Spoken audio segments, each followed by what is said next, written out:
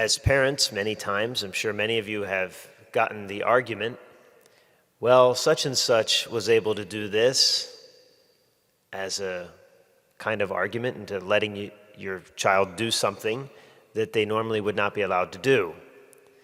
And your answer would have been probably, well, if such and such did such and such, would you do it? And, we all get that. I tried that logic and it never worked.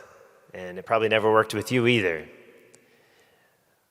This is what Jesus is telling us today in the gospel. He tells us that some strange things. We have heard we shall not kill, but Jesus says it must go deeper with us.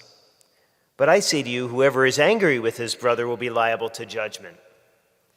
Sometimes when we go through the Ten Commandments, sometimes people will say, why should I go to confession? I haven't killed anybody.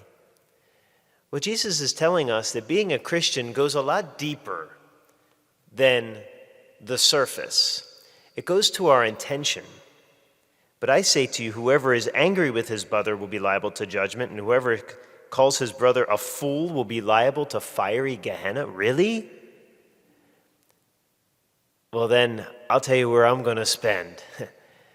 Man, that digs to the heart, doesn't it? That's what he's trying to get to do. Brothers and sisters, our intentions must be pure. Our relationships must be pure. If they are not, we need them to be cleansed in the sacrament of confession. It is not just the physical act or a physical dangerous act which will throw us into fiery Gehenna, but the intentions that we have against our brothers and sisters. So let us seek to root them out. We cannot be like others. We must be more pure. Jesus is calling us to this. And so the next several days in the gospel, we're going to hear almost all of these things. You have heard this, but I tell you to go deeper.